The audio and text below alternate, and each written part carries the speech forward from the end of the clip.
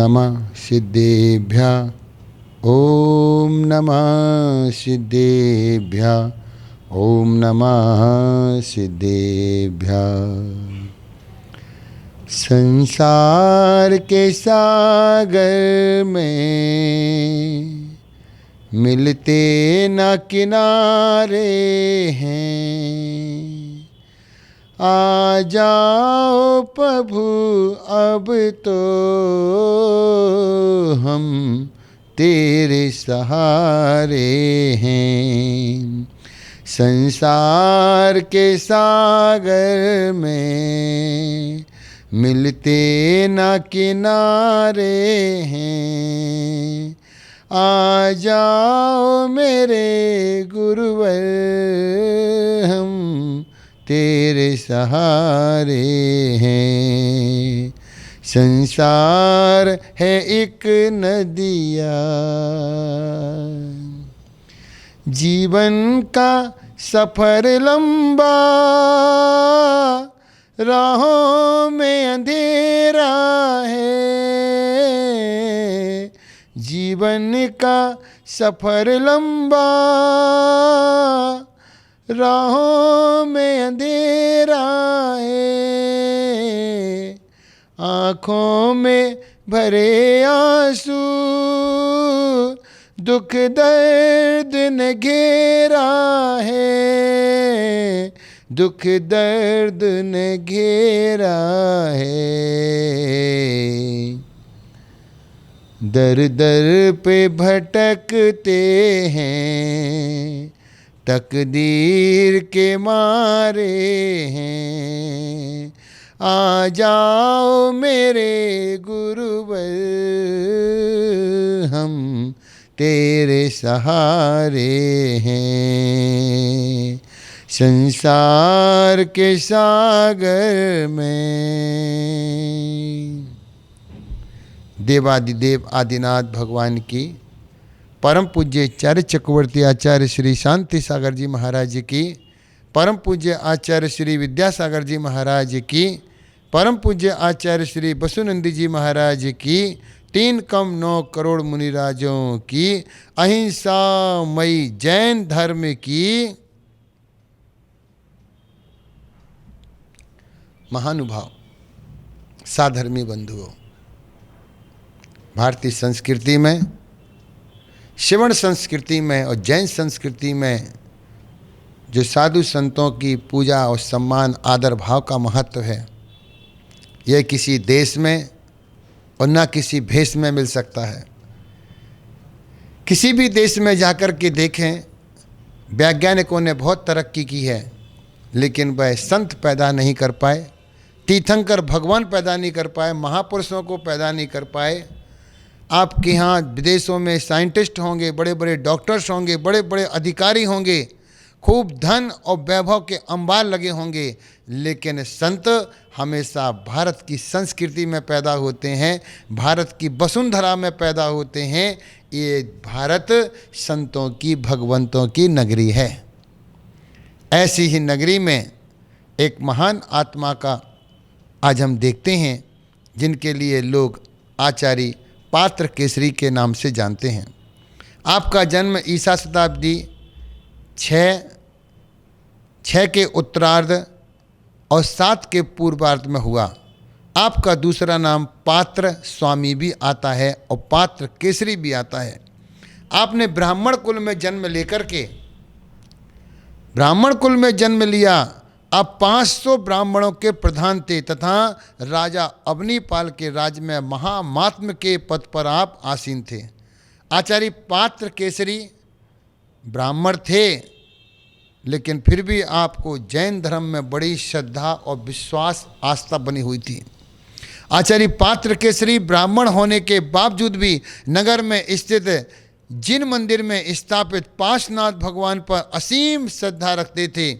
एक दिन एक चारित्र भूषण नाम के मुनिराज के मुख से देवागम स्तोत्र का पाठ सुनकर वे अत्यधिक प्रभावित हुए और उन्होंने जैन धर्म को स्वीकार कर लिया। अर्थात एक दिन चारित्र भूषण नाम के मुनिराज आचार्य समंत भद्र स्वामी के द्वारा रचित देवागम स्तोत्र का पाठ कर रहे थे, तभी उन्होंने सुना और उन्होंने पुनः पूछा, जो आपने बोला है एक बार और सुना दीजिए। और कहते हैं आचार्य पात्र केसरी ने मात्र एक बार स्तोत्र सुनने के बाद में उसको कंठस्थ याद कर लिया था, इसलिए आप कवि और दार्शनिक के रूप में विख्यात रहे। इन्होंने स्तोत्र को कंठस्थ याद कर लिया, अर्थ स्पष्ट नहीं हो रहा था। धीरे धीरे उन्होंने अर्थ को समझना प्रारंभ किया और अर्थ सुनने के बाद में आपको जो श्रद्धान हुआ वह अटूट अकंप, जो कभी कंपायमान होने वाला ना हो। और कहते हैं कि अनुमान प्रमाण के बारे में उन्हें कुछ संदेह हो गया, अनुमान प्रमाण के बारे में कुछ संदेह हुआ। वे सोच ही रहे थे कि तभी पद्मावती देवी का आसन कंपायमान हुआ और देवी ने विदेह क्षेत्र में जाकर श्री मंदर स्वामी के पास से समाधान लाकर पार्श्वनाथ भगवान के फण पर हेतु लक्षण का एक श्लोक अंकित कर दिया। जब प्रातःकाल पात्र केसरी ने देखा और वह उसको देख करके, वो पढ़ करके उनके तुरंत दीक्षा के भाव हो जाते हैं। वह अपना गुरुत्व का भार छोड़ते हुए 500 ब्राह्मण को छोड़ते हुए और सीधे जाकर के वह दीक्षा धारण कर लेते हैं। सुदर्शन चरित्र में लिखा है, प्रिय वंशागृणी सूरी पवित्र पात्र केसरी सा जिया जिना पादा बज सेवनेक मधुव्रता। अर्थात पात्र केसरी महाराज एक ब्राह्मण कुलीन परिवार में जिनका जन्म हुआ, और कहते हैं ये अपने समय के बहुत बड़े विद्वान थे। विद्वान होने के साथ साथ उन्होंने आचार्य जिनसेन ने आदि पुराण में आपके गुणों का स्मरण किया। आचार्य समंतभद्र स्वामी के बाद पात्र केसरी को दमिड़ संघ का प्रधान आचार्य माना जाता है। पात्र केसरी का व्यक्तित्व तर्क के क्षेत्र में विशेष प्रसिद्ध रहा।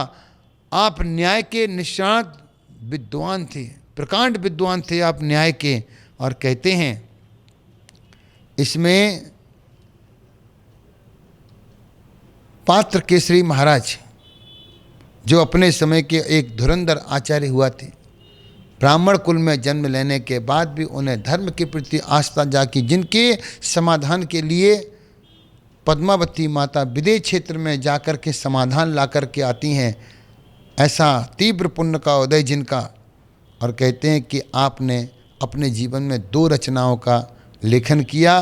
पहली रचना जिनकी है त्रिलक्षण कदर्थन। इस ग्रंथ में बौद्धों द्वारा प्रतिपादित अनेक मतों का खंडन कर जैन मत का प्रमाण के साथ प्रस्तुत किया गया है। इतिहास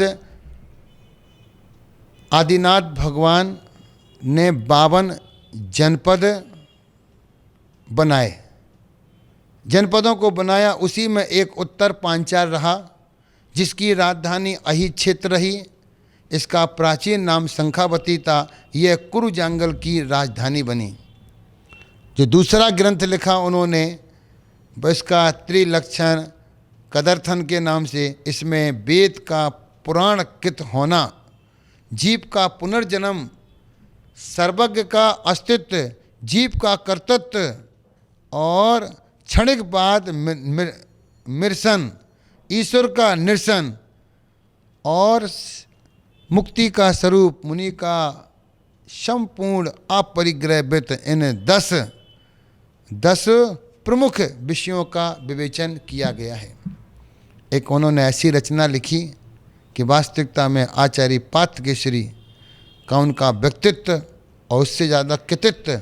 और उन्होंने दूसरी रचना लिखी है वह पात्र केसरी स्तोत्र है, जिसका दूसरा नाम जिनेन्द्र गुण संस्तुति है भी है। न्याय शास्त्र का ग्रंथ है। इसमें 50 श्लोक है, जिसमें अरहन भक्ति, अरहन की अवस्था का बहुत ही सुंदर वर्णन है।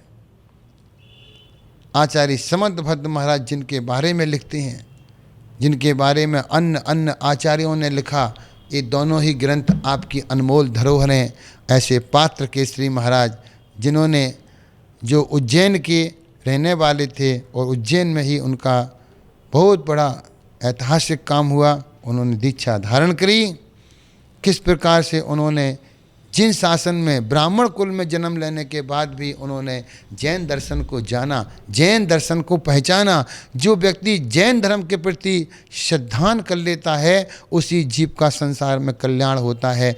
ऐसे परम मोक्षगामी, मोक्ष के अधिकारी आचार्य पात्र केसरी महाराज, जिनके हम चरणों में बारंबार नमस्कार करते हैं, हमको भी ऐसी सद्बुद्धि प्रदान करें। इन्होंने एक बार सुनने मात्र से ही देवागम स्तोत्र को कंठस्थ याद कर लिया। तीव्र बुद्धि के धारी थे। ऐसे महान आचार्य के चरणों में हम बारंबार नमस्कार करते हैं। नमोस्तु नमोस्तु नमोस्तु। बोले महावीर भगवान की।